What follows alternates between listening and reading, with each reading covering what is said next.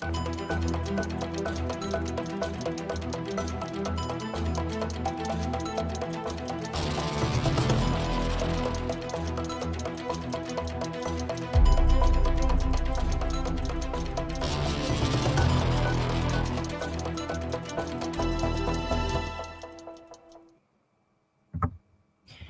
everybody, Gabby Hart here with Fox 26 News. If you've been paying attention to our segment, The Missing, you know that we've been very dedicated at our station to taking the time out to highlight the thousands of people who go missing from the greater Houston area. We tell the stories of people who have vanished, people whose remains haven't been found, and the stories of family members who have really, lost hope, or who are holding out hope and really just looking for that attention or that coverage to be given to their loved ones. We see far too often how many people go missing with no news coverage. So here at Fox 26, we have been very dedicated to that. And we are bringing back these live streams where we will be highlighting cases and stories that we've talked about in the past. So today we are going to be joined by LePerry Williams Sr., and his son actually went missing. I'm going to show you guys a little piece of the story that we did on him, and then we'll bring him onto the live stream to kind of talk about where we are now. So stand by for that. I should have handled that a whole different way. In November of 2019, 28-year-old LePerry Williams Jr. called his father LePerry Sr. He told me I need to get my mother out of Houston. I got some people mad at me, and I was like, why? Who? Why? And who? And he was like, well, no, I'm gonna try to take care of it, don't worry. The phone call was so concerning that his father drove 3 hours from where he was working to sit down and talk with his son. That's when LePerry Jr. showed him a creepy text message that someone sent. It was a picture of his grandmother's home, where he was also living. I was like, so what's going on with you? And he kind of didn't want to tell me, and he was like, somebody sent me a photo, of this house, like they know where I'm at. And I was like, well, who? So he still, again, he didn't want to tell me. LePerry Sr. grew frustrated that his son wouldn't tell him what was going on. And in his... Okay, so we're going to stop it right there. We're going to bring LePerry Sr. in just to kind of talk about this with us. LePerry, how are you doing today? I'm great. How about yourself? I'm doing good. Now in this moment, we're just going to kind of recap. Your son, you were away working in Texas, correct? But it was a bit of a drive for you. That's right. And I was in Corpus Christi. Corpus Christi. And you got this text from your son saying someone sent your son a picture of your mother's home where your son was living. Mm-hmm. They sent the picture with no message. Yeah. He didn't recognize the number. And I know we talked about how you were really frustrated because you said you and your son always had a very close relationship and he would tell you almost anything. And you were really frustrated in this situation that he wouldn't tell you who sent him this message or what was going on. Yeah, he was kind of nervous, I guess, scared to tell me. I don't know. I'm surprised that he didn't tell me more. He would drop little clues here and there about, that it was a situation going on and he didn't want to go back to this area, or didn't want to go back there, but he never kind of, stepped on why he was really saying all that. Yeah. So I just kind of waited. Yeah. And now this caused you guys to get into a bit of a heated argument because you were kind of frustrated, like, hey, my mom's life could be in jeopardy here. You're not telling me what's going on. I know your mother is elderly. And you kind of, you guys got into a pretty heated argument. Exactly. I told him, do you realize the risk that you have everybody in right now? We don't know what's going on. And, I'm from Houston and I know how Houston operates. And I mean, it's one of those situations. If somebody's mad at you and they can't get you, they're going to get somebody close to you. And, my mother's extremely innocent in everything. Mm-hmm. And, I just don't want that type of pressure to be on me, on her, or anybody else. So I told him, you need to tell me what's going on. Let me see if I could talk to somebody or deal with it. But he didn't want to tell me. And now you pretty much told him that if you're not going to tell me what's going on, then you need to leave. And he stormed off. And what date was that he stormed off? I'm not sure the exact date. It was in November of 2019. I want to say it was a Sunday. Okay. November 2019. and you haven't seen or heard from him since. No. Now, I know we did this story and I asked you a question during this interview. It was a very powerful moment. And I asked you, do you regret the way that you handled that situation? And what was your answer? And has that answer changed since the last time we interviewed? Well, I do regret it, because there were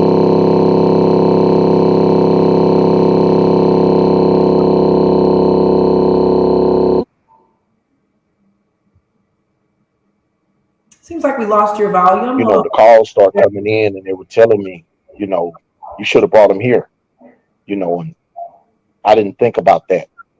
Yeah. So I think I lost your volume for just a second, but we got you back now. But you were pretty much saying that people were calling you saying instead of sending him away, you should have brought him back here. What's that? You were pretty much saying that people were telling you instead of sending him away, you should have sent him to family here, or you were feeling like there was more you could have done. Yeah, they were telling me that I should have sent him to family and other places. Looking back, do you think that would have helped? Well, it would have gave me a little time to figure out what's going on and see if I could work him a little bit more for him to tell me what's happening. Yeah. But I made an impulse reaction. I was thinking completely about my mother. By that time my son was grown, and I just basically told him, like from a man to man point, to where like, if you don't want to tell me what's going on, then you need to be a man and deal with it. Did you think and I regretted that immediately after I said it, but once I said it, it was like too late to take back. Did you think though, you didn't think that would be the last time you would see your son? Oh, definitely not. No. I mean, we've argued before, and I mean, it's been to the point to where we probably didn't talk for a day or two, and then either he'll call me or I'll call him. Yeah. So I definitely didn't think that. And it took you a while to file that missing persons report because you were thinking he's just mad, he's going to blow off some steam and he'll be home. Yeah, that's what I thought.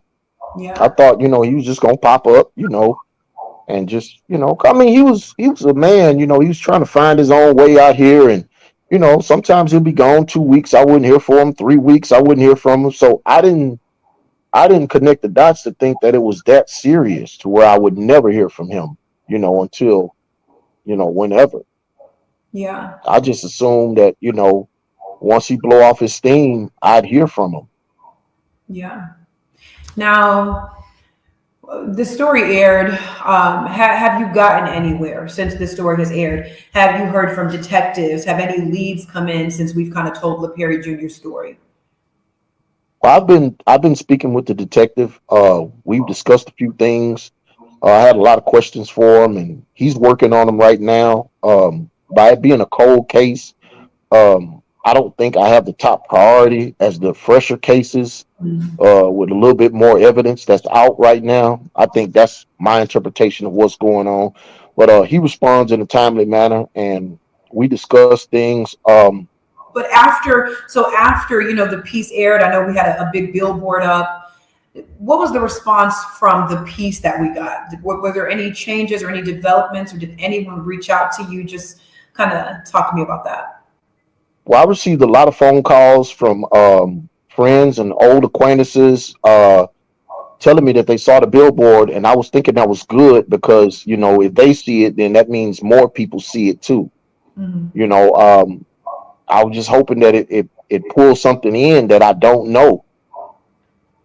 Yeah.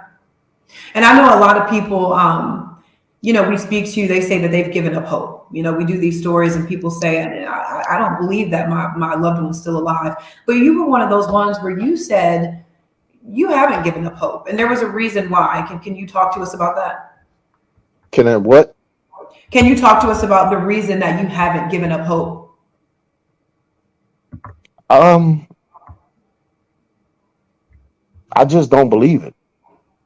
I mean, it's one of those seeing is believing things because, I mean, that's my son, and I take it to where he has my genes, and I feel like, I can make it out of a lot of situations. I'm thinking that, some kind of way he will too. Mm-hmm. I just can't. Even when they gave me that phone call when in Galveston to identify a body and send dental records, I still didn't believe it was him. And I let's refused to believe it. about that because a lot of people who haven't seen the segment don't know. But for those of you who don't know, LePerry received a phone call, I believe it was February 2020, from Galveston, and they told you that they had found a body and they wanted you to send dental records for your son because it could have been his body.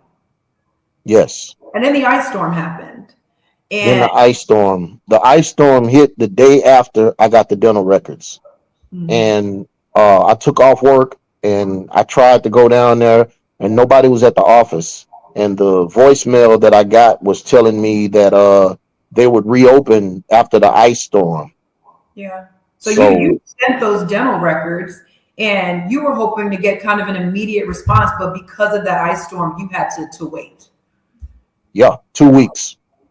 What was that like? And I didn't know, and then at that time, that 2 weeks, my mind started playing all kind of tricks on me, thinking that maybe it is him. What if it is him? What's going to happen? And but I held on to my hope that it wasn't because I just couldn't see that happening.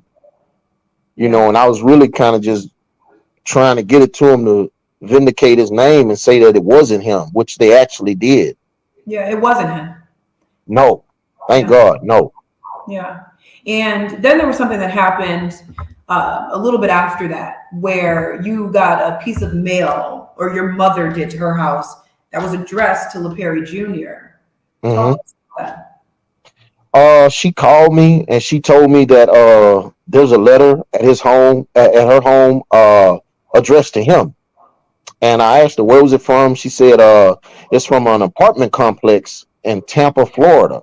And I was like, I know somebody in Tampa, but that's not connected. Nah. And she said, well, I opened it and it was saying that he owed for rent. He skipped out on his lease. So I immediately called the detective and I was like, how did we miss this? Because I'm under the impression that if you do any type of lease, your records have to be pulled and credit checks and all this type of stuff is going on. How did we miss this? Yeah. And that gave me a lot of hope that, okay, he's just not in Houston, but he's somewhere. Yeah. That kind of restored your hope, would you say? It was dwindling, not to the point, I'll say out of 100%, I probably was at about 40% until we got that letter. Yeah. And it boosted back up to 100%. Yeah. I know you told me you didn't even care about him owing money or what. You were just happy to see some sort of correspondence. And you said that you didn't believe it was identity theft or anything like that. You believe that your son is out there somewhere. Yeah, I don't believe it's identity theft. I mean, because I have people tracking his name. I have people tracking his social security number. They pull it up probably once a month and they report back to me, if there's any type of activity on his name, and there hasn't been any. So I definitely know it's not identity theft based on that, and as far as him, if he owes anybody money, I'm not worried about that either. I mean, we'll take care of that once we see him. Yeah. That's my attitude towards that. Yeah. And I know you were offering a reward out of your own pocket. I know Crime Stoppers steps in and they do some things for missing people, but you said, hey, I'm going to put some money up myself. Talk to us about that. Yes. When I first advertised he was missing, I offered $1,000 because it was so fresh, but as time went on, I kept increasing the reward, and I have it right now standing at $5,000. If anybody sees him and just puts it to the point to where I can see him with my own eyes, $5,000 is yours. Yeah. What did, sitting down with us after these years have passed, what did this kind of do for the case? Do you feel like this was helpful? What did it do? What? This series that we do. I mean, sitting down with us after all these years, do you feel like this was helpful? What did this do? Oh, very, very, very, very helpful. I mean, one of the things that I really appreciate about this series is it reignited old friends that have reached out the networking has increased tremendously. A lot of people want to help. A lot of people spoke on what can I do to help? What can we do to help? So yeah, the publicity that came from this is extremely good. It's beneficial. It's been beneficial, and it's restored my faith, and it has me at 100%. Like really, really pushing the envelope to find him. Yeah. And we're really glad that we could do that. Far too often stories like this go untold. And I know you told me, a story when I sat down and interviewed with you, and you had said, your son was angry. You guys were angry at each other when you split up, but you mentioned a story from the Bible to explain how you would feel if and when your son came home. I've thought about that from the time he left to the time he came back. You know, I've always preached to my son about being better than me. I'm pretty sure that's what every father wants. But me, maybe I was a little extreme sometimes, telling him, I need you to be better than me, better than I was, growing up. And I always thought about what I would say to him if I see him. And you know, first I said I was going to be upset, but that quickly faded. The second thing I said is we were going to go sit somewhere and eat and talk, and see if we can talk about what happened, and discuss it. I'm at the point now, I want to accept him like the prodigal son in the Bible. I don't care where you've been, what you've been through, what's going on. Is when I see him, I just want to hug him. I don't care what's going on, what's happening, or what's going to happen. I'm going to hug him. Yeah. That's where I'm at right now. We do these stories. It's just hard to believe that, people can just vanish into thin air. And you have all these families without answers. I mean, what message would you send to other people out there who are in a similar situation as you, who don't know where their loved ones are? What would you like to share with them? Don't give up. Exhaust all your resources. You'd be surprised at how many people reach out to help if you say something. Because I was really just a one-man army trying to do this. And then I realized a couple of years ago that I need help.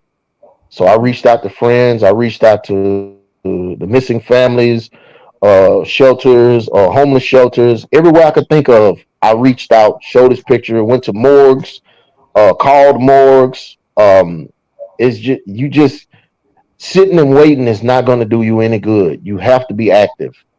Yeah. So if you're active, it gives you a sense of purpose. Was this your first TV interview about LePerry Jr. that you did with us? Yes. Yeah. Yes. Yeah. And, this is obviously going to be shared on social media, the website. This is going to live online. If LePerry Jr. were to be watching this, what would you say to him? Call me. Call me. He knows me well enough to know that I'm trying to find him. Mm-hmm. And he knows me well enough to know that I want to talk to him. And I don't know if he knows my response. He may think my response is going to be anger by him being gone so long, but it's not that. Mm-hmm. Too much time has passed for me to be upset. Yeah. I just want him back. Yeah. LePerry Williams Sr. here, everybody. Thank you for taking the time out to join us and to talk about this again. We hope to be able to do a positive update. I'm waiting for that story where we've reconnected, loved ones. And I'm trying. Yeah. So as much as we can do to help, we will. And for everyone, at home watching, we do want you to know that you can go back and watch the story of LePerry Williams Jr. You could look at his photos. You could hear more about where he went missing from, the details surrounding this on fox26houston.com. The full story is up there, as well as our entire series, The Missing. So again, go check that out. Anyone with missing loved ones, feel free to reach out to us. And anyone out there who knows something about a missing person, about the disappearance of LePerry Williams Jr. or any other missing person, you can call the Texas Center for the Missing. You can call Crime Stoppers and remain anonymous. You can call the police. But there are so many families out here waiting for closure, like this father, who just want to know where their loved ones are. So do the right thing. Call the necessary authorities, resources, and help bring some of these families some closure. The Missing does air every other Monday on Fox 26 News, so make sure that you stay with us, follow the series, and follow me on Facebook and Twitter at Gabby Hart News for updates on the stories that we are covering and will be covering. Thank you guys so much for watching, and we will see you next Thursday with another live stream for The Missing.